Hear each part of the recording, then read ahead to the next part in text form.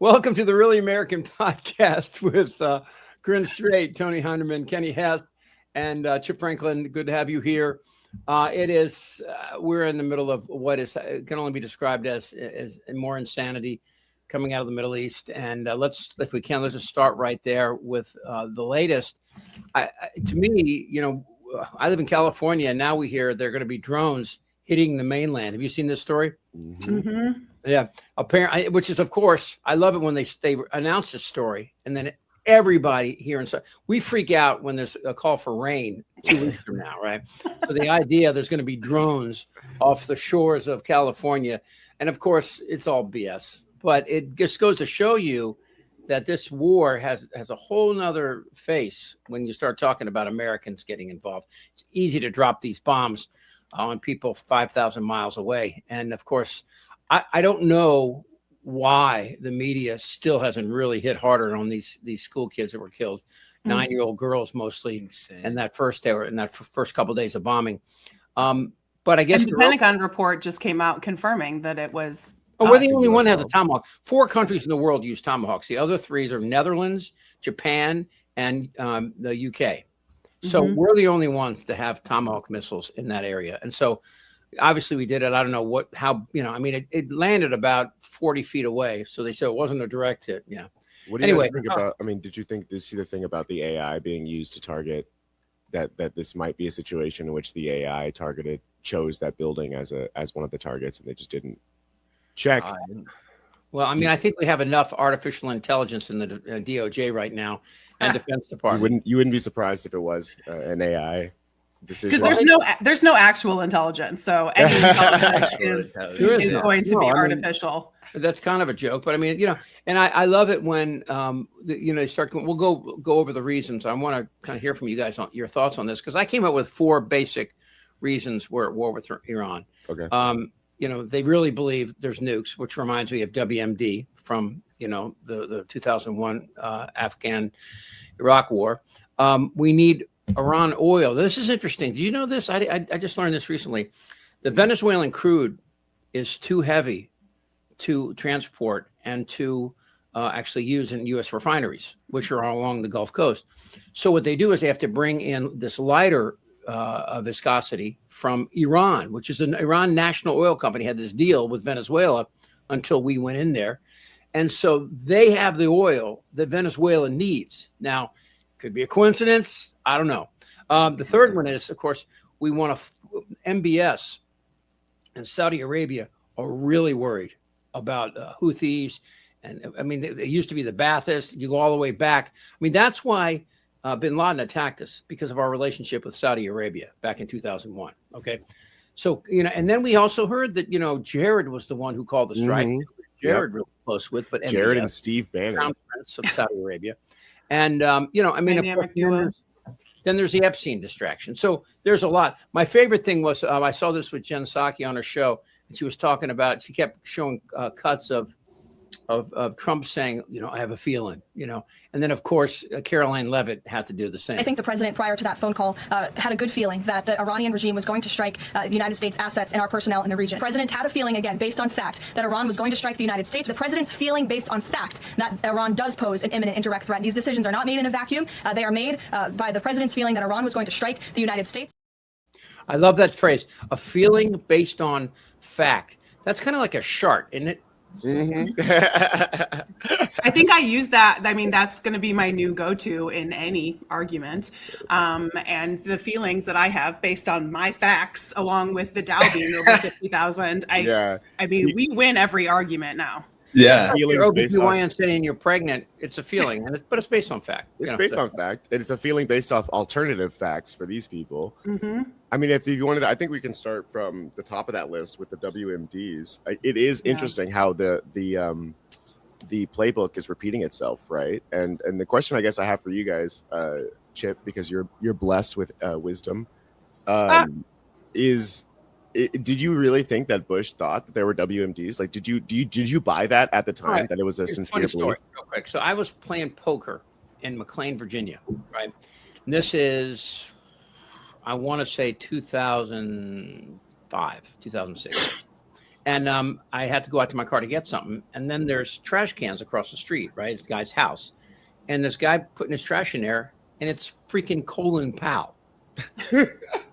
Oh, So shit. I'm out there and I go, General Powell. And he looks up and he goes, hey, good evening. And I go, we're playing poker across the street. You want to come? And he goes, love to, but I'm not the commander of this house, you know. So it's really nice. Immediately self-deprecating joke, right? Deprecating.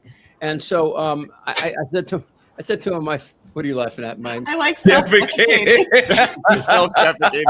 That's better than we're changing that phrase too, right? Yeah, and then Colin Powell shit himself right there. It It was hilarious. Is Thank there God any there other was way a to trash defecate can right other there. than self-defecate? Do you ever need help? Do you need some help defecating, sir? No.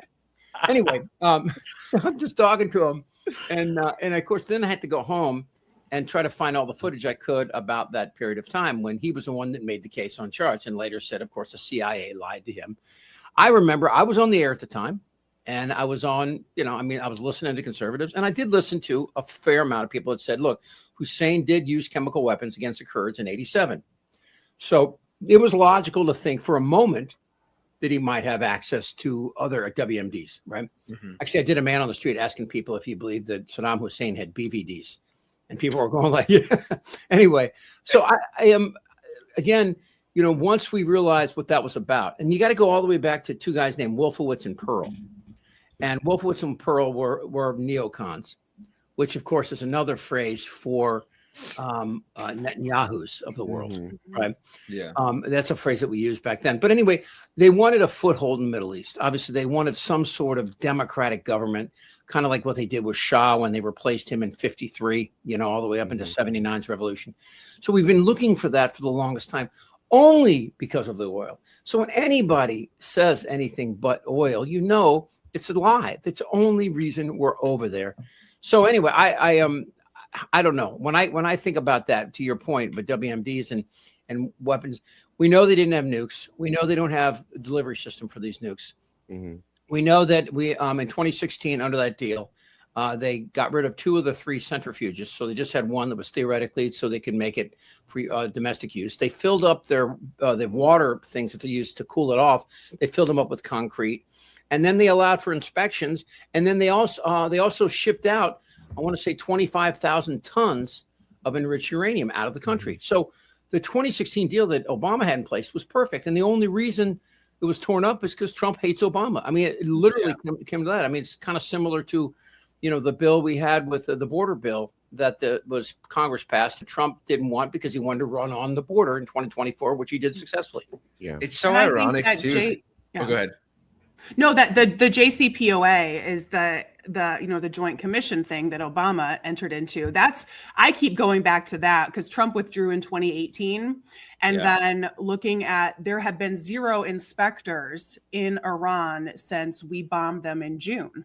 So it kind of feels like it's just all of these puzzle pieces that have been going together. It's, well, we don't know, we don't have any information because nobody's there, so we have to go in and destroy, even though they told us it was obliterated last year, and now they don't even know what they're striking because. So it feels like there was a lead up to it, and a very similar lead up to the Iraq invasion in '03. And of course, there was the September 11th attacks, but there were all sorts of other puzzle pieces that were going into place through the mid to late '90s. Kind of just like, well, we're kind of itching for a war, so we're going to put all this stuff together. It feels very similar. And like I made a joke this week that they just did Control F and replaced all the Q's with an N. It does feel so similar. And like being at, I was 18 in 2001. And so that, like, so many of my friends. Thanks, Corinne. Yeah, well, like so many of my friends ran and signed up for the military because I was 5. Surge of. I would have signed up too. Yeah. Yeah, there was like a surge of patriotism, and because people really did. It was a galvanizing moment, and I think Trump thought, "I'm going to get that again," and all of those other pieces had been put into place. Right. It's actually crazy too because like. Conspiracy cap for just a second here, but like last time we got like 9/11 into the Middle East, and this time Donald Trump is trying to bowling pin Call of Duty meme us into the Middle East. strike to claim it. A strike to claim it. It's Iranian bowling pins, and a guy rolls a strike, and the bowling pins are like, they have a sign that says we're gonna keep building nuclear weapons. It's the fucking lamest shit I've ever seen. Here comes the heat from the USA. Boom! Pins down. What a strike! That's right. Who do you think you are? I am.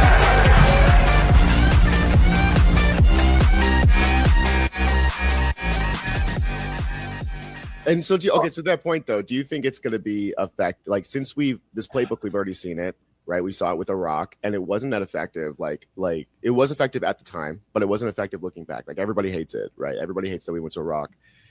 Do you think it's going to be, obviously, like they're struggling to get the same level of support that they got the first time, and so they're trying to find a different way of like bolstering support. To Chip's point about the warning about the drone strikes on the West Coast, do you think fear is going to be the way that they're doing it this time? I mean, the 9/11, like you guys said, like Corinne said, there's a lot of puzzle pieces that were being put into place in the late 90s, but like the real tipping point was 9/11. I think we can all agree on that, right? So like, do you think that we're headed towards a similar, I'm not saying that a 9/11 is going to happen, but I'm saying that like they're trying to put into our brains that there's something could happen, a strike could happen on the main, on the mainland. Into war. War's good. Boots on the ground is good. Boots on the ground. I think it's like that's what you're kind of saying. It's interesting because like this isn't the same. We should probably talk about the oil first, but I think they are trying to kind of like build consent for like a draft or something of like trying to build that. But the draft is all downside. I think so too. It's a horrible idea. It's a really horrible idea. But I just don't see what their strategy is. Politically, it's a downside because you're going to have kids dying. So what do you think, Chip? What do you think about like? I don't think they have a plan at all. I think yeah. And I think the California thing is really strategic as well, because it's bringing a Trump political foe into the fold. So let's focus on California because we can rile up Newsom. We can we can start painting him with this broad brush ahead. I think if there is any plan, it was loosely based on trying to garner momentum for the midterms and try to, hush, hush, we're invading American cities, hush, hush, Epstein. That's kind of what it looks like. And great, let's bring Newsom in and piss him off because that's super fun on Twitter. You're so right. Let's try to make Newsom it's like Newsom's involved in this war somehow because so is Mamdani. Is he responding? That attack, that attempted attack in New York City. Yeah, look at 100%. What's happening in these evil places in the U.S. 100%. But let's go back again, to I think we at the heart of all this is oil. Right? I was gonna say, it's oil, right? Mm-hmm. And bloodlust. I mean, God, there's a bloodlust. We're gonna blow the hell out of these people. I would screw them if I could. Well, anyway, blowing from Lindsey Graham probably. Did you see Lindsey last night? No. He said the same. I am so in love with the Republican Party right now. We are killing the right people. And we didn't even run out of bombs in World War II. We're running out of bombs. I mean, they had 5,500 strikes. To applause. People are cackling. The only thing that makes Lindsey Graham hornier than a pool boy is fucking killing brown people. Exactly. Yeah. You know what? I look at this thing and this is kind of I look at this kind of like the way you would try to evaluate whether a guy who's been drinking at a bar all night is going to get home okay by driving, right? I mean, I look at a kind of a blood alcohol content for this administration, how far above 0.08 are they? Mm-hmm. And I think that, the midterms obviously going to have to come into play at some point here. The economy is getting worse. Trump's poll numbers are dropping even after a little teeny bump after the war. It's back down to 32%. I saw this morning. Mm-hmm. And that's unsustainable. And obviously, the senators, a third of the senators really aren't of the Republicans that are running. I mean, like if you look at Tellerico, he is not going to win. I hate to say it. I think we've seen Texas do this before. I do think that, and I forget the guy's name, Bo something in North Carolina, Tillis's OC. Bo Nix? Yeah, no. Anyway, but the truth is that the real thing that Trump doesn't want is that he'll be impeached twice at least in his last 2 years by a Democratic majority in the House. And so the question is, will he really try to usurp this? I mean, the AOC had a video out, and it's too long. I was going to. I mean, will he try to usurp? He already is. He already is. No. I mean, but Save Act. There's an overt thing. I mean, obviously, if he picks out certain precincts that he believes the Democrats can remove Republicans, and he goes in there and takes voting machines based on the fact that we're quote at war. I mean, I think that will be a turning point that make it possible that he could be convicted in the Senate at some point if he literally tries to do that. And the only reason for him to do that would be to avoid more Epstein drama, because there's no other reason. He's got billions of dollars. He's probably made 2 or 3, but we don't know exactly. But his grift is strong. So I mean, I would push back on that a little bit in that this guy. It doesn't drink alcohol, but I think a lot of these billionaires and people of that ilk, of the Epstein class, which I think we should need to use more and more, they suffer, and I hesitate to say suffer, but they have an addiction to the money that they've accumulated and the power that they all do. Go and watch every one of those. 100%. So when you suffer from addiction, just reaching your limit is never enough. You have to go above and beyond. It's pathological.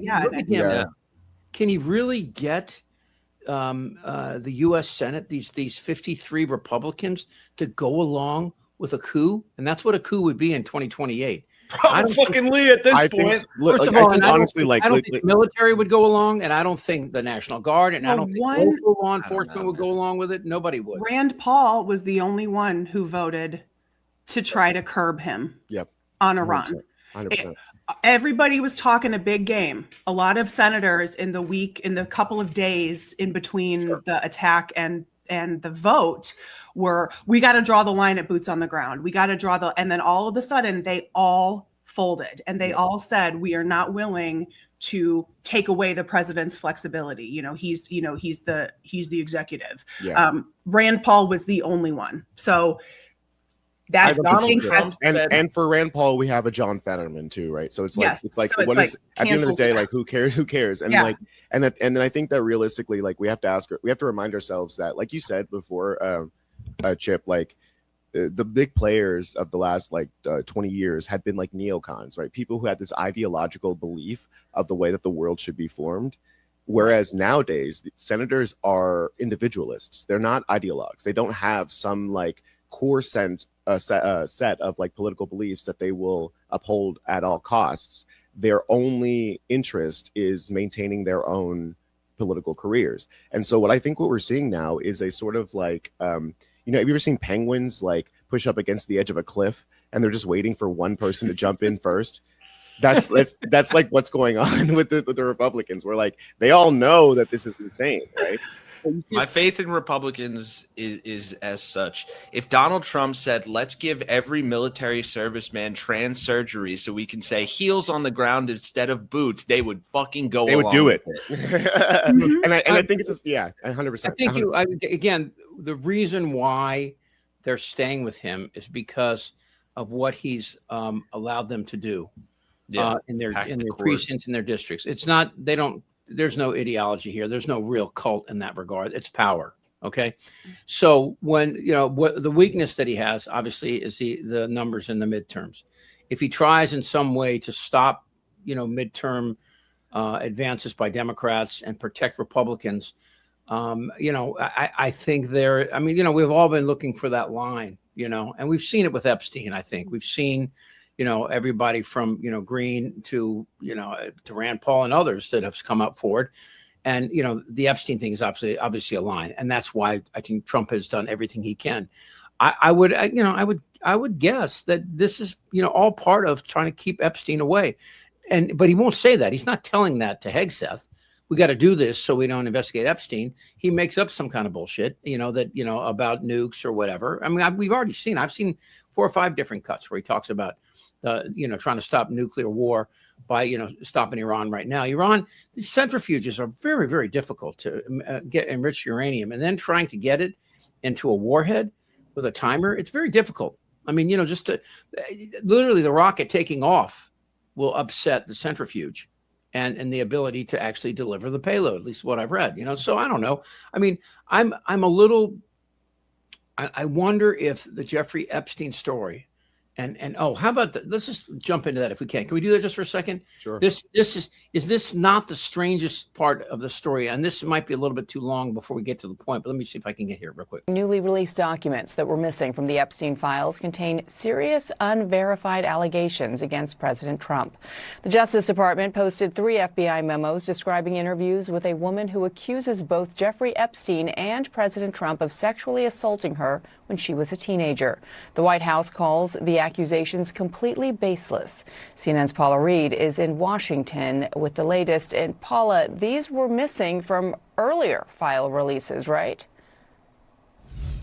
That's right. And this individual was interviewed by the FBI 4 times. And initially, only 1 memo was released in that initial batch of documents released by the Justice Department. And that was an interview where she made allegations against Jeffrey Epstein, but not against President Trump.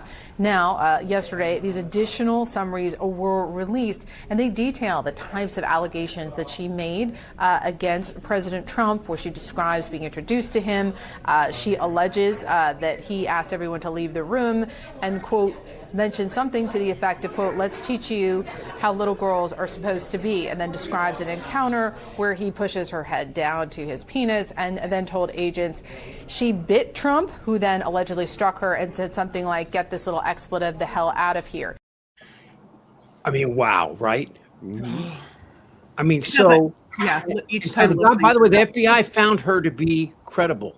They interviewed her 3 times. Well, that's the key. There were 4 reports, and all of a sudden there was just one, the one with Epstein. The other 3 disappeared. So what's going on in DOJ? I mean, obviously nobody in there really wants to protect him as a pedophile unless they're pedophiles. They seem to be pretty gung-ho about doing that. Oh, Yeah. can you turn on your mic a little bit? Oh, sorry. Yeah, sorry. Yeah, I was just saying they seem pretty gung-ho about fucking doing that already. It really doesn't. All right. But what they're doing is, again, we don't know this, let's be fair if we can for a second here and say that this could just be an allegation that's not true. Right. But we're not investigating. Nobody's being, it's just like the guy that shot Good and the guy that shot Pretty. We're not hearing anything about these cases. I mean, these were 2 murders in the street of America. Right. Let's give Donald Trump the habeas corpus that nobody fucking else gets. Well, he deserves it regardless. I mean, I know. I'm just here's the thing, saying. Here's the thing about the investigation. It's like not our job to do investigations. It's the fucking FBI's job. It's the DOJ's right, and job. nobody trusts And that they're not they are doing willing or able to do. They're it not doing it. Like exactly. The evidence that they've proved, the evidence that they have given to us with the Epstein files proves that they're not doing their jobs, right? Because they have the pieces there that any normal investigator would use as a hook into looking into more, these to verify these claims. The fact that CNN is saying that these are unverified claims, even though these interviews happened years ago, proves that there was no investigation. There is no investigation. Because they won't. I think that's the key. I think that word is the key here. Unverified. If it's never investigated, they can keep saying that and keep saying that. And they have something that has been really frustrating in this whole conversation is I've heard the Duke lacrosse story brought up so many times. What we learned were then fabricated allegations of sexual assault. There is 0 data that shows that crimes of sexual assault are falsely reported more than any other crime. And actually, if the most underreported crime is sexual assault next to identity theft, or getting scammed on the internet. People don't want to admit that. That's very underreported, just like sexual assault is underreported. And so, I think to keep saying unverified. Well, if you never look into it, it's always unverified. And you can always get people scared that they're going to get sued for saying otherwise. Did you see that segment on The Pit where the girl came in on The Pit? Are you guys watching The Pit? No. Oh, God.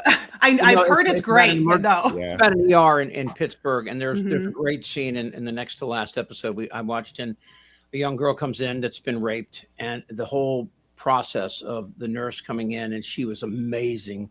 But halfway through the vaginal swab and all that stuff, she's like, I don't want to do this anymore. So she said, take some time, think about it, and she changed her mind, and then it's going forward with the prosecution. In these particular cases, though, we're talking about people that are experts at grooming young people for this, young women, and these are very powerful people who will threaten not just you, but your families, your friends, your life.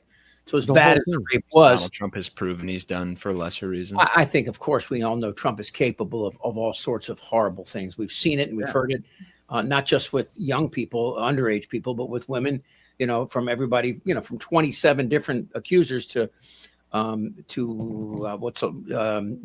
why am I pulling a blank on her name? Jean Carroll. Yeah, Jean Carroll. This is not something that should shock anybody, but again, he controls the Justice Department.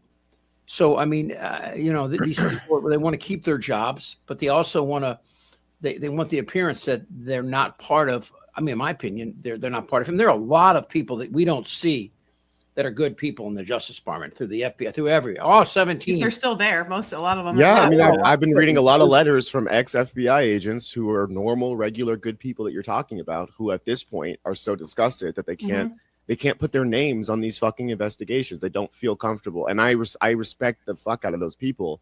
But at the same time, that happens for long enough, and all that's going to be left is a bunch of crazy people who are willing to do. That's why we have a 22-year-old ahead of our counterterrorism, right? Like, it's just, and Kash Patel is out here with the UFC talking about like doing training with the UFC and shit. They're turning the FBI into a circus show. So, and again, it's the same thing with the false flag attack thing that we had the conversation last time. It's not that they're doing it on purpose so that they can like go out and protect sexual predators. It's that there's purposefully not going after them so that they can, wink, wink, nudge, nudge, allow them to keep doing what they're doing. And like to Kenny saying, it's part of it's not necessarily to like protect specifically Donald Trump. It's an entire class of people. It's an entire, I mean, look at what happened to the 16-year-old Down syndrome girl who was molested by billionaire Leon Black, right? She's being sued to oblivion and back. The lawyers who are protecting her are getting sued. She's getting dropped by her lawyers because she can't. So she's having to fight the case by herself.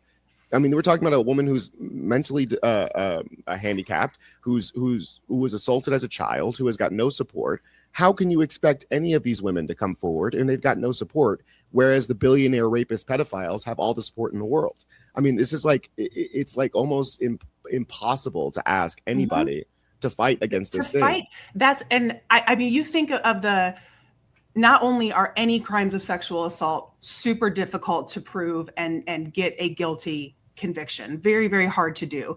But you think about like in a small town, right? Yes. Where somebody's stepdad raped you, but he's best friends with the sheriff, and the sheriff is best friends with and in your town of 2,000 people, nobody's going to believe you. Okay. Now take that and literally blanket the world with it. And the one that sticks out in my head is that doctor who confirmed via email with Epstein that Epstein contracted gonorrhea. Like, you are positive for gonorrhea. Make sure those 2 girls go get tested at a public health clinic, because I have to report to the health department that you tested positive for gonorrhea, and I can't have your name and their 2 names in the same month of 3 positive tests. So make sure they go to a public health clinic. So y'all are not. So that's just one doctor. And if any woman out there would have said, you don't understand, he's got doctors, he's got dentists. We know that he used bribing people with dental work as a way to kind of get them in. I'll make you a model. Let's get your teeth fixed. So you go to the cops and you say, he's got doctors, he's got dentists, he's got yada, yada, all these people. You sound insane. You sound insane, and no cop would have taken you seriously. And they say, where's the proof? They go, where's the proof? As if like, look at this crazy bitch. It's always because you have to prove that it happened. And when you go in there and say, I can't prove it because all of these doctors are on his payroll, they go, oh. They say, on your way, you're insane, on your way, or they commit you because you sound crazy. And imagine if they're children. Exactly. Exactly. Yep. So like it's like we as citizens have that responsibility. Like it's no longer, we can no longer live in a world and continue to like just be like, oh, like that sucks. You know what I mean? Like oh Here's my well. question, and this is you guys, right to your point. When I see the people and we hear the people now from everybody from Dershowitz, you know, I kept my underwear on, to Bill Clinton. Ew. Bill Clinton's a fucking dog. Shut up, Alan. Disgusting. I don't want to hear about your underwear. All right. But do you honestly believe that Redact that piece of information, please. Do you honestly believe that if Monica had not kept that dress, that they would have made her out to be the biggest lying slut that ever existed? Look what they did with Paula Jones. James Carville, who I love, but he was the one saying, this is what you get when you drag a dollar bill across a trailer park. You couldn't say that shit today. 100%. You know, I mean, I feel like the power, but I just want to say that this is power, not party. What's going on? Yeah. Oh, 100%. 100%. It's a class of people. It's a whole group of people. The Epstein class. That Speaking of which, did you hear this happen in California? Wait, one quick thing. I just want to say that the fact that Donald Trump definitely did everything he is accused of is just based off a feeling I have. Yeah. And that's I feel that's that's a fact. Yes. Yeah. And You guys don't live in, well, Kenny, you live in California, so you know this. You've seen the commercials for Tom Steyer, right? He's the billionaire running for governor. Yeah. He was on the Today Show this morning. My wife and I counted 9 times in 2 hours. We had it on in the background. 9 ads in 2 hours. Wonder how much that cost. Well, guess what he did? Guess what he did yesterday? Because injected himself with money to cure his AIDS. He listed Congressman Swalwell's home address. What? He doxed He him? fucking doxed a senator? Yes, he doxed a congressman. He's a congressman. Or congressman. Okay, Yeah. what it saying? And he's a congressman who has a residence here, but also another residence. And he's running for governor. And I know Swalwell. Getting doxed by a billionaire is a pettiness that I thought only Elon Musk was capable of. Right. And so again, and now he's getting threats, and people have driven by his house, beeping their horns, and the neighbors are all worried and stuff. Right. So I mean, this is what's happening here is accelerating, and I everything from AI to the ability now of Trump to talk about of wars with Ecuador now, right? I mean, he's talking about going. Why not? And I think at some point, first of all, I dare anybody to give me an example in United States history where we won a war simply with air power. It's never happened. Curtis LeMay, who was George Wallace's running mate, who also wanted to nuke Vietnam, and he was a general who was instrumental in World War II and stopping the Japanese because he figured out how to use napalm and firebomb cities. Not a good guy. Yeah, I was like, what a great dude. Look him up. It's by the way, you know where napalm was invented? Harvard University. Of course. Yeah. But anyway, go through all this and you'll see that you cannot win from the air. And we've learned this before. You cannot knock the indigenous people out of their own home. And the idea, and this is the most insane thing that Republicans are saying, is the idea that moderates are going to come in now after all this shit. No moderates are going to be able to hold power after children are being killed, after mothers and wives are being slaughtered. And listen, and to the Steyer thing, like to the Tom Steyer thing, I think that people have to understand, and this is my biggest warning against the Democrats too. This is what I was like trying to say. We were talking about the election a little bit earlier, the midterms. I think the biggest danger for the Democrats in general, and with these billionaires who are coming in trying to be like, I'm one of you guys, right? Is that they have a misunderstanding for what the American people have been disgusted with over the last couple of years. And of course, it's like bombing Iran and like dropping a tomahawk on 160 children. But 175. But what these politicians, Democrats, and Steyer have to understand is that us regular people see that as a continuation of what's been happening in Gaza.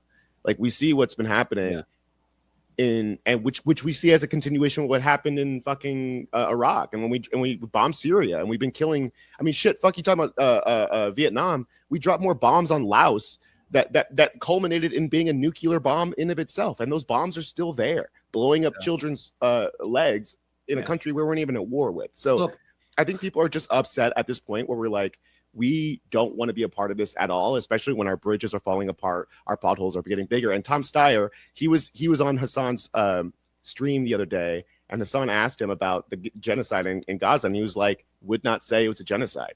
And it's like, at this fucking point, dude, at this point in time, you can't say that you're against the war in Gaza and you're against the war in Iran, and that shit's a fucking genocide. Like, it's you know. So what has not happened in the Middle East that happened after World War I and World War II? The greatest example is what happened in Germany after World War I. The Treaty of Versailles basically was so punishing to Germany, it created Hitler. It created a nationalism and an anti-Semitic approach towards, galvanizing the people. And it created World War II, which killed 73 million people. At the end of that war, the Marshall Plan came in and said, we're not going to punish them. We're going to help rebuild them. And today, Germany and Japan, at least before Trump, they were our biggest allies, right? That's two of ours. And that's what Trump wants to do with Gaza. He wants to rebuild it into a shining city on the hill for the Epstein class to go and get their massages in from little Arab girls. But Kenny, this is the point: is what's happened in the Middle East is because of religion. It's all because it's all sand, and they're all Semites, with example, except for the Persians. And what's it? It's all sand. It is. It's fucking sand. It's not holy sand. It's fucking sand. There's nothing more holy about that place than Cheyenne, Wyoming. Okay. Now, and I dare anybody to other than pulling out some book that was written by people that never met Jesus to tell me I'm wrong. Anyway, Mormons. Okay. But I'm really curious what the point you're trying to make, Chip. I'm really curious. Okay. The point here is that if you really want to, first of all, you're never going to stop a war by continuing to kill people. You win wars by convincing people. Okay. And that's, you can go back now and you can say, you look at Germany, most Germans didn't support the Nazis. Most Germans were complicit in their silence, maybe, but they did not actively support the Nazis. You look what happened in all of Japan, the pushback and where they are today. It was for years. I didn't even know we're not allowed to have a military. Right. Mm-hmm. So what's happened is people have to change themselves. And what's in the Middle East right now, if you get those governments and you somehow find a way for them to police their own internal problems with Hezbollah or Houthis or ISIS or whatever. They're the only ones because they know where they live. They know who these people are. It's like street gangs. We're not going to be able to do it by bombing. We create, every time we kill somebody, we create 3 martyrs. Well, do you think so? Is your point that the United States is currently trying to solve an issue in the Middle East that is being caused? They're exacerbating it. Well, I think my question is then, if you are aware of the fact that the wars in the Middle East are religious in nature, do you think that the United States involvement is also religious in nature? 100%. I think so. This is. If you watched, I was blown away. I think I watched a dozen or more Sunday morning sermons, the Sunday after, so middle of the night or whatever, Sunday after the war began. All of these big white supremacists, I have no problem calling them white supremacist Christian nationalists, had their sermons. They had their graphics ready. Many of them had pre-recorded videos done, like these ridiculously overproduced videos.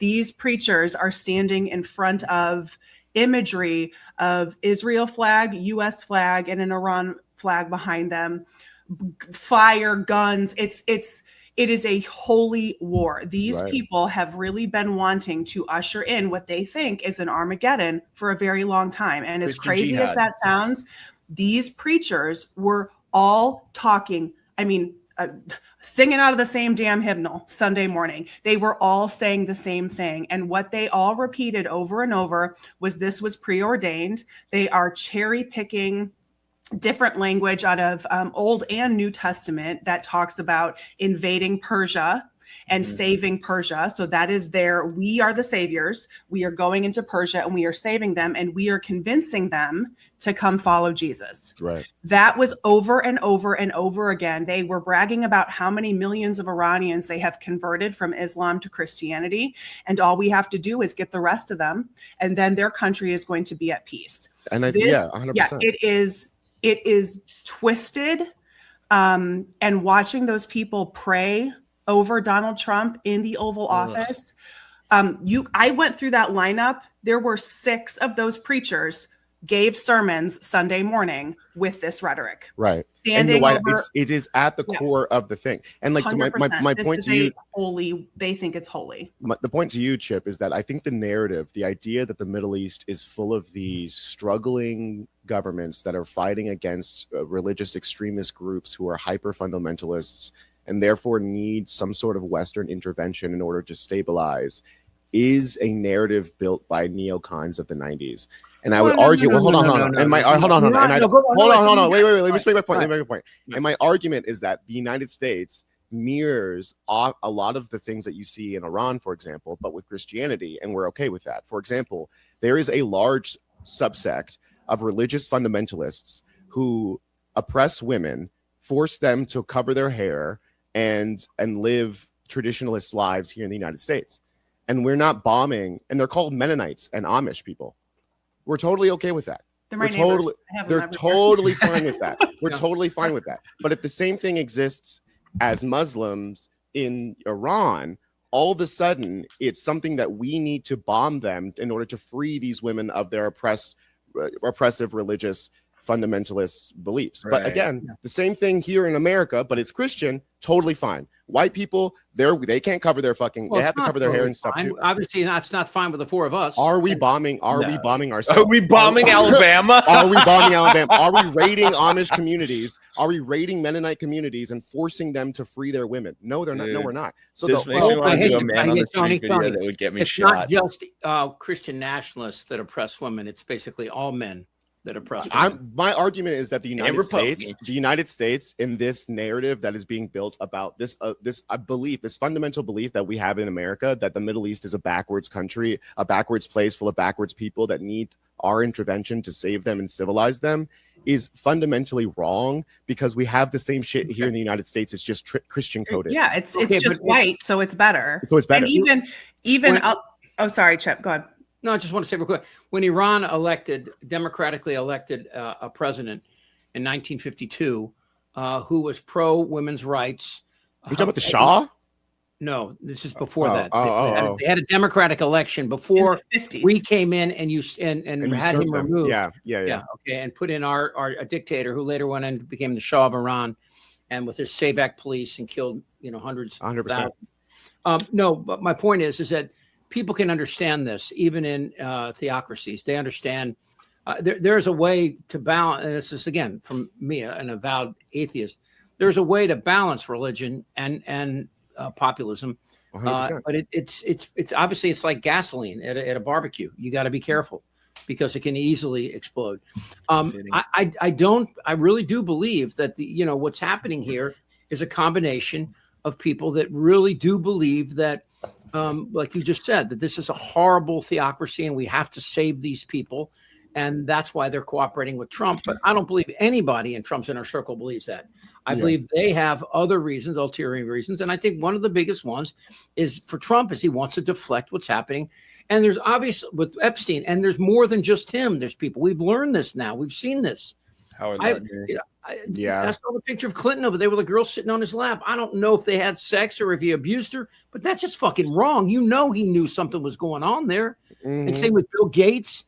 And go down the list. Even Stephen Hawking. I was going to say that. Everyone except Elon Musk. No, that was a joke. And I think realistically, it's like what Corinne's point was too early. It's like, it is insane the number of people who are involved in academia, the number of people who are involved in the government, the number of people who are involved in every single industry at the highest levels, right? Because I think it's human, right? Like all human beings. Like my girlfriend made a good point the other day that was like, this is the same shit that we're seeing in the trailer park, just like rich people, right? Like rich, gross, poor people like abuse children. They like have like conspiracies for like doing nasty stuff. They have gross fetishes and stuff that they want to like explore, but they don't have the money to do it. So they don't, right? But rich people, when they hit some level of like billions, they're like, well, I have all this money and I have these weird sexual fantasies, so I'm just going to pay for them to happen. And that happens over and over and over and over again. And it creates this literal, like, what do you call it? Like a literal ecosystem, an industry of providing. That's what Epstein was, right? Like he literally, his industry was providing people with these sexual fantasies in a way that wasn't going to become public. And then that doctor that I mentioned earlier, that's why that piece to me just keeps sticking out. This guy was not, as far as we know, was not going to the parties. He was not, he was just willing as an outsider to protect Jeffrey Epstein, because that was 15 years ago, because that is what men do. They protect one another. And I'm sorry, to your point, Chip, if you all are grown ass men, if you go over to your dude's house and there's a bunch of 14-year-old girls there, you're going to leave. I'm going to be best friends with that guy. Yeah, that guy's so awesome. Cool. Wow. Like, what are we talking about? What are we talking about? You can't, there is no justification. There's no justification. None of us would accept that as adults, period. To your point, Corinne, have you noticed this? And this is an interesting point I just thought of, but I have some video I'm going to play it too. One of the things Republicans are doing is trying to paint undocumented people as people who commit sexual crimes. The fucking irony gets me all the time. This is Vance. It's really not that hard, and it's a huge indictment of Jacob Frey and frankly the entire far left, that they made that their cause of the day, letting violent sex offenders stay on the streets of America. The president's just not going to go for that. Well, the irony doesn't end there, unfortunately, for the Democrats. They've now thrust us. Yeah. The president's just not going to go for that? Wait, listen to this. Listen to this. What I got some talking stats for you. Less than 1% of the people, no, actually, it's 1/2 of the people arrested by ICE have been accused of sexual assault, while 24% of Trump's cabinet, including Trump himself, have been accused of sexual assault or have personally visited the island. And that's just what's been publicly released and reported, with millions of documents and emails still to be put out there. So, obviously we forgot all about that in the midst of all this. Did you see the other Epstein story about his accountant, Epstein's accountant? Listen to this. This is a mind blower. Happening now in the House investigation into Jeffrey Epstein, testimony from Epstein's longtime accountant, Richard Kahn. He's being deposed behind closed doors today. The House Oversight Chairman calls Kahn a, quote, big witness. Lawmakers were expected to ask him, among other things, how Epstein accumulated his vast wealth and how he spent it. Moments ago, a member of the House committee said Kahn provided some new information about the system that enabled Epstein to commit his crimes. The congressman also saying this. We can't get into the details of everything that was said, but one of the things that we did learn was that there was another head of state that was mentioned as having financial transactions with Jeffrey Epstein, not an American one, and then another person who was an accuser of Donald Trump was given in settlement by Jeffrey Epstein's estate. We did confirm that. So he paid someone off? Yeah. Oh, like Stormy Daniels? Which we all know ended up, he said that wasn't true. And literally put a gun in my mouth, please. I mean, because we all quit right now. We're fucking hell. We're done. I think the Epstein thing, like to your point, Chip, earlier, like I think it's right. Like you're right. Like this is they're trying to bury it so hard because it's the ultimate it's the ultimate like wait, hold on, because their main play for a long time when it comes to demonizing gay people, demonizing black people, demonizing trans people, demonizing whoever they want to, immigrants, is that they're sexual predators, they're child predators, or that they're violent, right? Yeah. No statistics to back any of that up. And it didn't, and you didn't need it before, right? Because it was just vibe based before now. But like, it's really hard to say that when you guys are in the Epstein file. Like, you can't say, oh, immigrants are sexual predators when you're a sexual predator. You can't say, oh, trans people are school shooters or mass shooters when you guys are the mass shooters. Like, it's not gonna. It might work. Like for them, they might be able to say it, but it's not going to convince any voters. It's not going to convince. Made me think, Tony, that's probably part of the midterm event. If the Democrats control the House, they're going to get all those documents. Well, no, DOJ has them, obviously. The DOJ has them, yeah. But they can subpoena. I mean, they can subpoena people. And we all know we should start calling it DOI because it's the Department of Injustice at this point. It's the fucking axis of evil over there. Like, we need to stop. We need to do.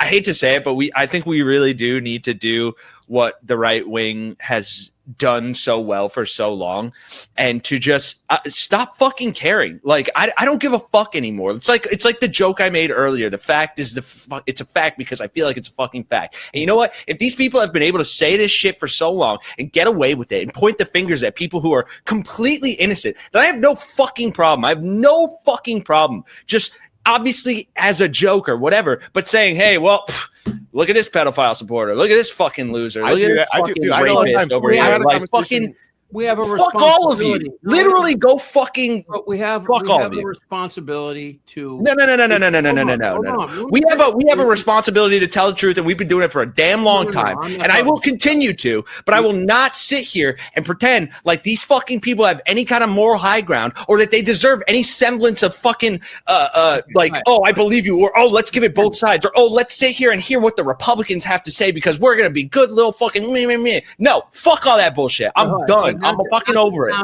Not to sound condescending or you don't self-defecating. The real point here is that there are people, and a vast majority of people in this country that have not had the opportunity to have an education or haven't had the opportunity to get health care, or 14 million children go to bed hungry every night in this nation. We have a responsibility to help that, and it helps stop that, help fix that, and that's always been. I mean, Plato wrote it, Aristotle, they all backed it up. If we really are going to be able to sleep at night, knowing that we've done something to make somebody else's life better, then and that's a responsibility of living here. I mean, you don't have that responsibility in a dictatorial regime or in a fascist. I completely agree with you, and I mean, I get heated and stuff, but I do think, which I'm glad you do, honestly. Like, it turns me on, kind of. I mean, to see that's. I think this is what, especially looking at this from the lens of a woman, and I've experienced sexual assault. I talk about it all the time. I have no problem talking about it openly. Like, to see a white dude close to my age get just as fucking enraged as I have been for 25 years.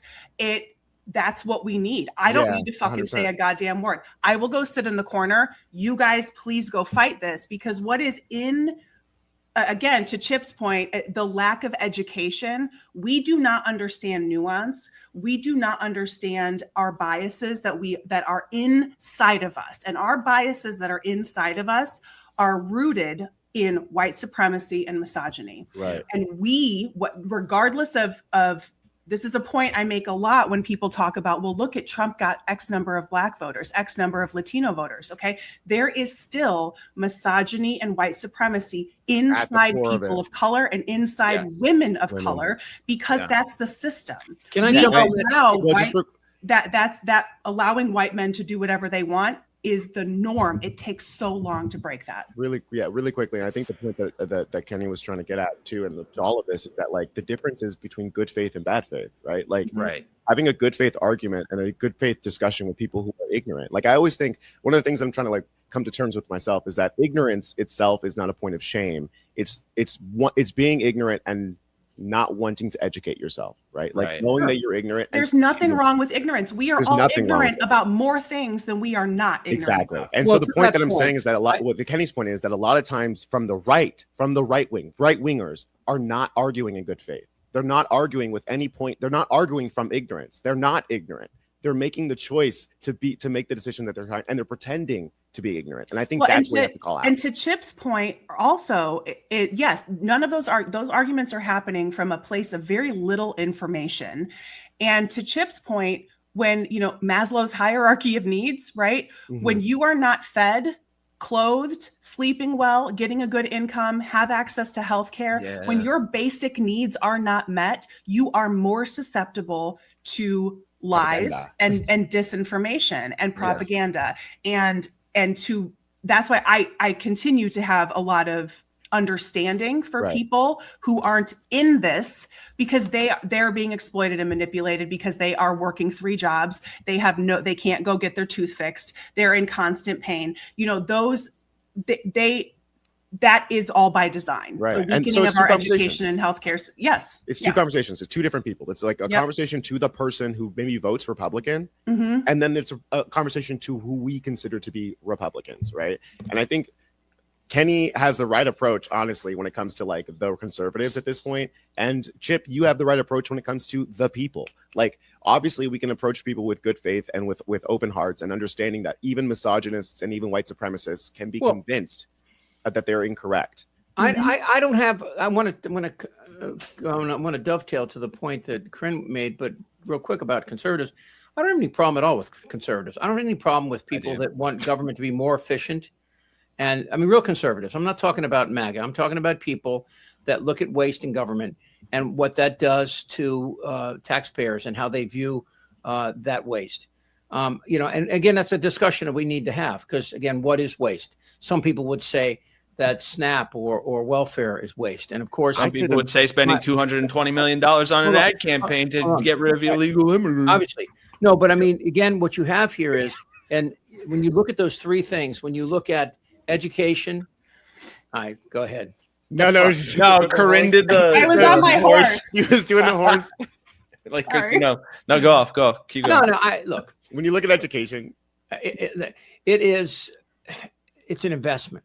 If you want to convince conservatives to come on board, it's not always a bad idea to show that educating and feeding and getting health care is an investment, because these are people that will not be on your dole, to use the word.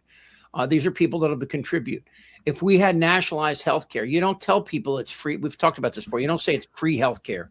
You say it's an investment in our country, because when people are healthy, then they contribute. And then you get your tax base and you grow. Everybody would love it if they could pay less taxes. And the best way is to have more people paying taxes, especially billionaires. Right. But to your point earlier about with women, I mean, in ignorance, I grew up with a single mom and 4 older sisters. I found out when I was writing this last book that 2 of my sisters had been sexually assaulted in our front yard. I never knew that story. It was never told, and they're both, they're 15 years older than me. And then a good friend of mine who I did talk radio for almost 30 years. And the last segment I did in San Francisco was with a woman named Nikki Maduro, who said to me one day, there's no reason why you have to comment on a woman's appearance. You're doing it because you want her to say thank you. You're doing it for yourself. You're not doing it for her. Why would you say you look good today? I mean, instead of just appreciating what she's there to do. And it never freaking occurred to me. And it was like a light went off in my head that she was, in my opinion, 1,000% right. And 1,000%. 1,000,000%. Yeah, 100%. Yeah. So, I mean, these are things that, we'll always keep learning if we're, again, we're open to that. But then again, I go back to religion. That's my problem with religion. I mean, when people look at the Bible, and you realize that this much of the Bible has Jesus in it, and it was all written by people that never met the dude. There may not even have been a Jesus. All of this stuff, when you go and you look at the Old Testament, or you look at the Torah or parts of the Quran and look at the crazy shit that men wrote in there, it's not women, it's men. Yeah, men control the world because we're bigger and stronger than women, period. We don't have the ideological high ground or the intellectual high ground. We literally have power. And that is, I mean, I find it fascinating that, we don't at least speak to that we talk about, I mean, I've actually participated in these when I was earlier on with Taekwondo, we would teach women, the National Organization of Women, they brought women in, and this guy came up to him and he said, look, I can't help you if you're going to walk into a dark garage by yourself. You can't do that. Because I can teach a multi-degree black belt in jiu-jitsu can't, if somebody comes up behind you and hits you in the back of the head. He said, you have to use your entire brain. This is not, power is more than just about physical power. It's about being able to set up something that protects you. And that usually involves, conversation and compromise. Back to the Middle East. That's what the problem is there. Nobody's talking. Nobody. They were, and then we bombed the shit out of them. All the deals were going well. But I mean, Gaza and Netanyahu, Jared Kushner was doing great. It's like the talking. It's not. I understand what you're trying to say. I just think that when it comes to the war, when it comes to like the reasons why these things are happening, it's not a good faith conversation. When you're having a good faith conversation with a person and you explain to them, like, I think it's so funny with like you talk about conservatives. I don't think fucking conservatives, the way that you saying it, exist anymore. Like, I had a conversation with one of my cousins the other day at a wedding, and he was a few weeks ago at a wedding, and he was like, well, they're moderates today. The people I talked about, they're called moderates now. He said the classic phrase, and I'm sure you guys have heard this phrase: I am socially liberal and fiscally conservative. And I looked at him like, my favorite dog whistle ever. I love it. And I was like, okay, so you vote Republican. And the thing about it is that, like, what the fuck? So you're closeted. What the fuck are you talking about when you say that conservatives care about fiscal responsibility? No, they don't. Look at the budget and the debt every time there's $93 million in a month. 10 of the last 11 recessions happened under a Republican president. The Republicans are horrible with money. They're the worst with money. Bill Clinton don't care about your feelings. They don't care. Like, the idea that conservatives are the fiscally responsible ones is such a fucking bullshit lie that they don't even believe, right? So what do they mean when they say that they're conservative? They mean that they hate woke people, they hate liberals, really. At this point, it's just they don't want women protagonists in their video games. No, and in their video games. Chip, to your point about having an actual conversation, the way that we have conversations about voting for people to vote for Democrats is for them to realize this, that Republicans are not fiscally conservative. They're not what you think of being fiscally conservative is not a Republican. That's not a conservative. You might think it is based on the name, but it's not true. And I can prove it to you by looking at I can show you a chart that'll prove to you that Democrats are actually more fiscally responsible than Republicans are. So if you're fiscally conservative and you're socially liberal, then you should be a Democrat. Yeah. Well, again, and there's one piece here that I just wanted to share with y'all that I think when we talk about kind of some of the ingrained pieces, because Chip mentioned the Torah, the Quran, and the Bible, people who are actual theological, scholars and biblical scholars will look at the Quran and the Bible. It's so similar. It is so similar. Christianity and Islam has way. They all three of them do, but it's all Yahweh. To see Israel and the U.S. ganging up on Iran, when you look theologically, Iran and the U.S. have way more in common when you look at Christianity and Islam. But I wanted to add just one thing that we can talk about the way that we have even been taught about, quote, the Middle East. Of the colonial language that is, because that was Europe saying China was East, Persia is Middle East. And so the language, when I hear, different Iranian scholars, North African scholars, it's West Asia, North Africa. Right. And so when you say everybody else gets to be a continent, but the Middle East is technically the western part of Asia. And so even just the way that we start talking about it, because there are so many Islamophobic and third world judgments that is put against the Middle East, as if they are these, we have to go in and save them, because look, we can't even recognize they're part of a continent when they are. So that's something that us here in the States can just start saying. Some people call it SWANA when they want to say Southwest Asia, Northern Africa. They want to talk about the region, which is really a largely Muslim region, or North Africa, West Asia. And I even just starting to change that language, we start to undo some of what we have been learning for generations. How many people do you think in Alabama can find Indiana on a map?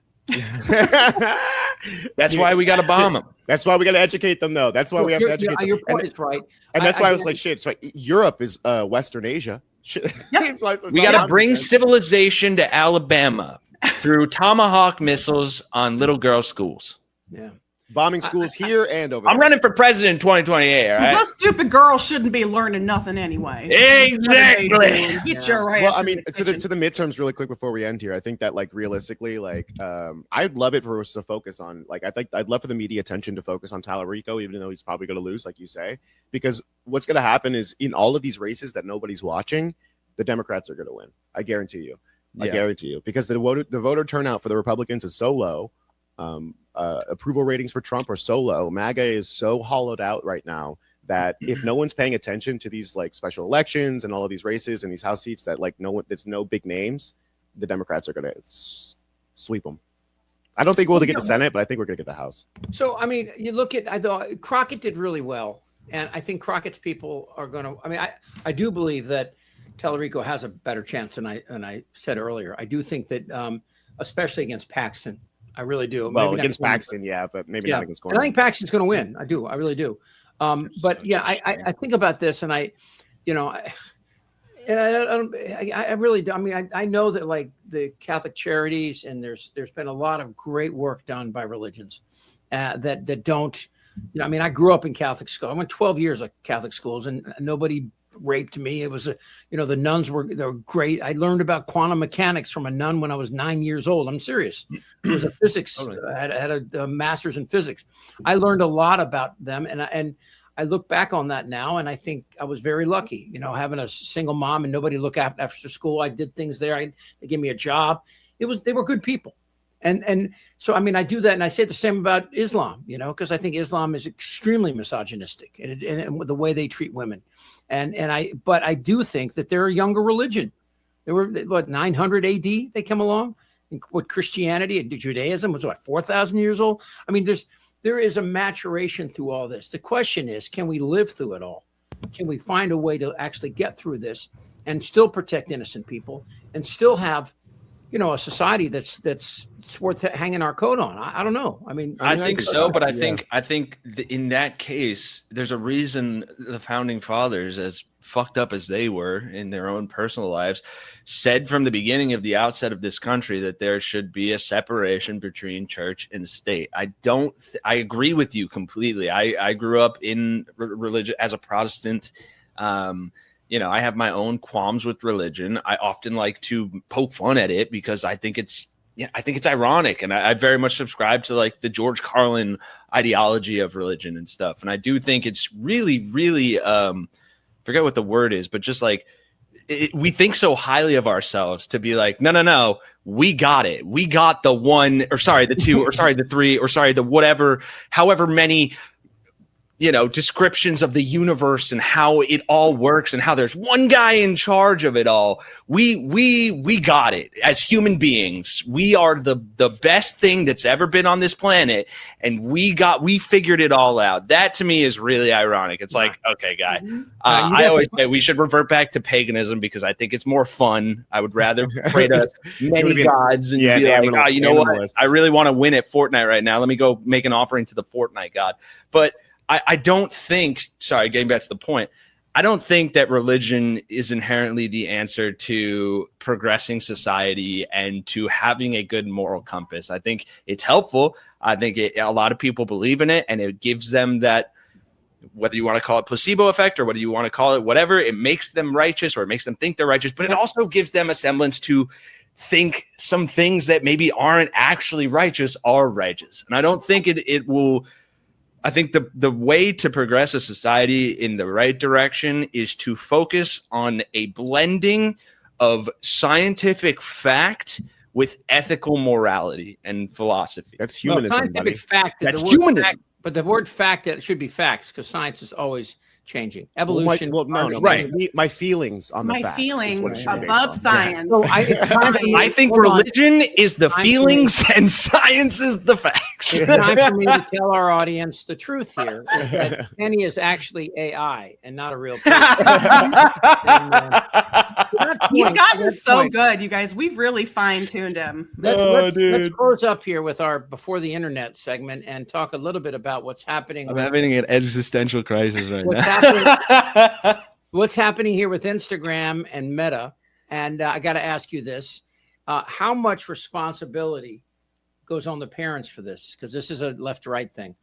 Because, obviously my 12-year-old kid is on Instagram and getting bullied. Mm-hmm. And I want to sue Instagram and Meta? Or is there a balance there between the two? And we'll get to, because I grew up without any of this shit. And you guys grew up with it up to your ears, right?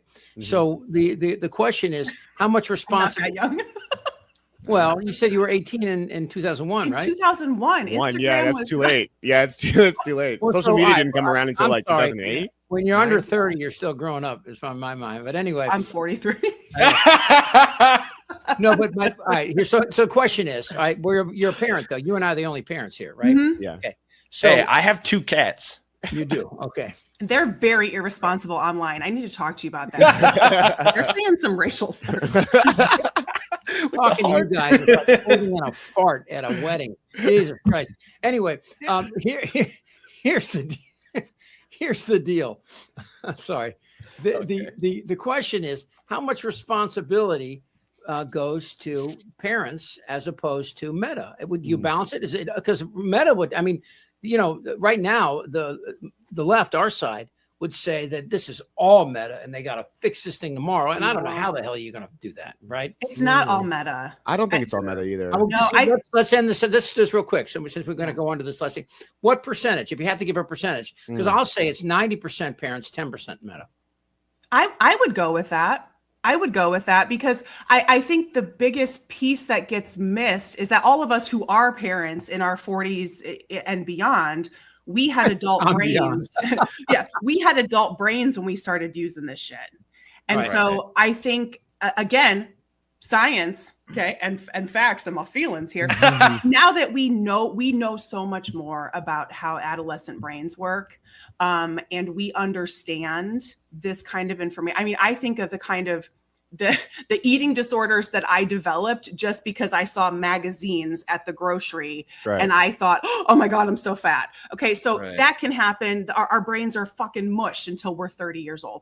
So I think that, yes, I would be fine with saying 90% parents, 10% Meta, because that system is designed to exploit your children and get in their brain, just like it is designed to exploit you when you're in your 50s and get in your brain. And so we're handing them that tool as parents because we think they're going to handle it in the same way that we are. And that's been a huge miscalculation. I think I've thought about this a lot actually recently because it's like I grew up, obviously, like my formative brain was coming to whatever when MySpace was like existing. And so I grew up with social media and like understand this thing. And I think that there's this like it's an interesting sort of like argument being made legally by Meta and like all of these social media companies that they should be acting legally. They should be treated as public spaces, right? The way that you'd be treat a town square. And in that way, I think there's a responsibility. I would say like 80-20 to your percentage question, because I think that there is a responsibility to a town square.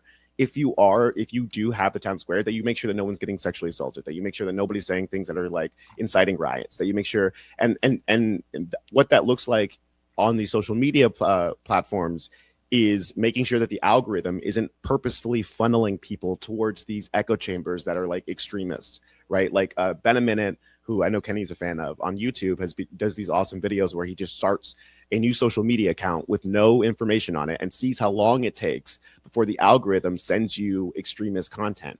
And it's shockingly fast, right? So there is a responsibility to the town. If you are going to be a town square, you have to make sure that that town square is actually equitable. So wait a second. Are you saying that Starbucks then has to tell me that the people that come into their store? That's not a town square. A town square is now. Here's my second point. Here's my second point is that a public space, if it's going to be treated legally as a public space, then it should be a public space. Like I think. Public space. Hold on. I think that as a leftist, that there should be a government version of a social media that is actually like a town square, right? There should be a Twitter that is run by that is like hosted by the fucking federal government. Bondi? Not Pam Bondi, right? But like the fourth wing of the bureaucracy that does exist as a competitor to the private spaces, but does have the like follows the actual rules and sets the standard for how a town square is going to exist. Because that's the problem that I'm trying to get at now, is that they're playing both sides. Right now we're having a conversation where it's the parents' responsibility, but legally they're a town square. Now, how can you be a town square but operate like Starbucks, like you're saying? Like Starbucks is not a town square. Because they want it both ways. They want it both ways. They want to make the money of a private entity. But with no responsibility. With no responsibilities, exactly. So that's why I'm saying it's 80-20. We're like, yeah, like if it was a town square. I mean, if it was a town square, then you have a responsibility as a parent to not let your kid run around the town square, right? And just expect the people of the town square to watch your kid. I worked with a woman who had a job trying to monitor content, working for Facebook, and it gave her PTSD. It was horrible. Those people in the overseas right now are like have horrible PTSD because of the thing, right? Like, but that's what I'm saying is they have to do that because legally, Facebook says we're a town square. We have no right. We're not responsible. They can post whatever they want. I'm going to try to get somebody on for next week that actually has done this, has had a job. Because I think we could talk about this again. That would be really good. At length, yeah. All right, so this next thing you're about to see, when I was doing comedy in the 80s, and somebody got a pager, and you'll be on stage and you hear beep beep beep. You always assumed it was a doctor. It was like the big deal, like, oh, you're a big. And if he wasn't a doctor, then you have to find out why were you so fucking important, and you have to have and my wife was like, I never want one of these in our house. And then later on, it was like CDs came out, and she goes, we already have all these albums, and it just took off from there. I remember this commercial so succinctly from Radio Shack.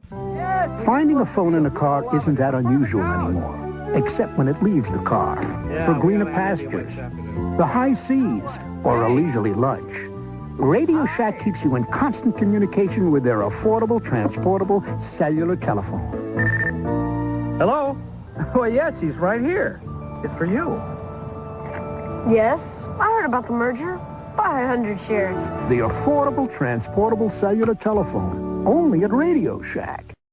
So my question is, can we sue Radio Shack for everything that's happened since? That was a huge lead up to that bit. It was a crazy joke.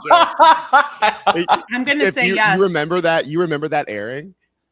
Oh, of course I do. Do you remember when they invented flip? I had one of those phones. It was my dad, the size of a lunchbox, and you would carry it around, and you were the coolest thing in the fucking neighborhood, dude. Yeah.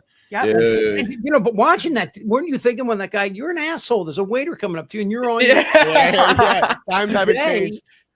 Sorry, I'm on my affordable portable telephone from Radio Shack. And this is all within a generation, and of course now with AI, and we've seen this AI ad, this actress, we've all seen this, and of course everybody in my my union, SAG-AFTRA, is against it because they're worried they're going to take over. And even I was talking to I was playing golf with this woman whose brother I know, a guy named Brian Kyle, who was the head writer for Conan since the 90s, and they're all worried that they're joke writing. But look, I'm telling you, I've been writing jokes since I was 20 years old, and I've seen that they're not good jokes. One of the things about comedy is it's an insight into the failures of us as human beings, and the irony and the misdirection, right? I mean, do you think anybody, do you think an AI machine could write this joke?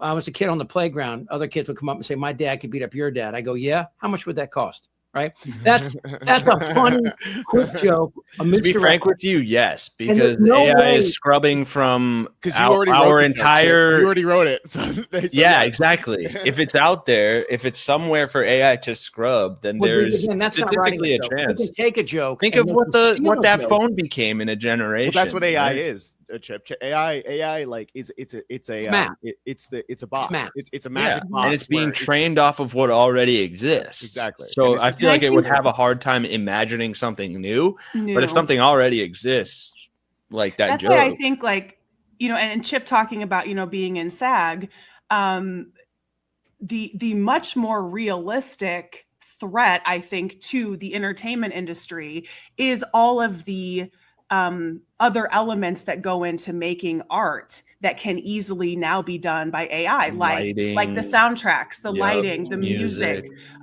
your extras. I mean, does everybody remember the computer generated people in Titanic? Like 100%, like how weird that looked but those are the kind of things that really, we're going to keep paying the Chip Franklins to keep writing our jokes. And remember in Gladiator, when they showed the background, there was like tens of thousands of people.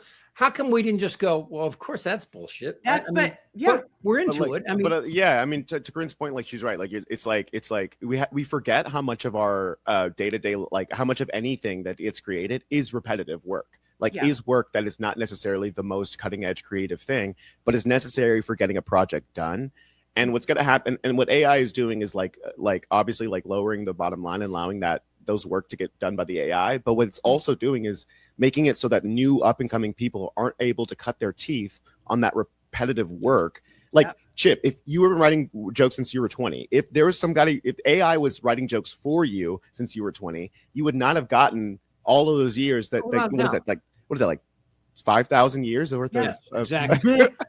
of comedy experience. Self-deprecate on you. 100. That's my feeling that's a fact that it's been 5,000 years. It's so like, it's like, you know what I'm saying? That's the real danger to AI for me, is that it's not allowing people to train themselves on. And all of those, you know, supplemental industries that go, supplemental skill sets that go into making X, Y, or Z.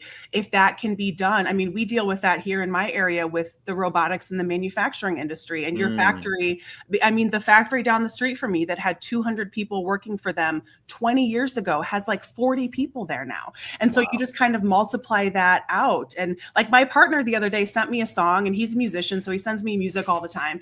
And he's like, hey, what do you think of this song? And I started laughing, and I was like, he goes, who do you think that is? And I'm like, Nickelback, because it sounded just like a Nickelback song. And he goes, huh, that's AI. And I'm like, I'm gonna kill you. Don't send this to me. and I'm like, really? But that's kind of, but then we went down a long rabbit hole of like, okay, that's crazy. We're not replacing the Timothy Chalamet's or the whoever with AI. We're gonna keep making movie stars, but everything else. Do you remember during the first taken away? Do you remember during the first Gulf War when we were trying to get Iraqis to join us, and we dropped the little transistor radios via parachutes on them? I had a joke is that the Iraqis said thank you, but Jesus Christ, it only plays fucking back. All right.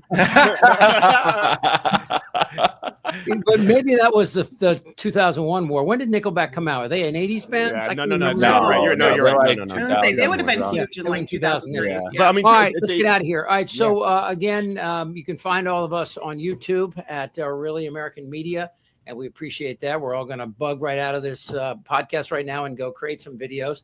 That is Corinne Strait, that's Kenny Hesse, and Tony Hinderman. I'm Chip Franklin, and this is a Really American Podcast. We'll see you next week. Bye, all.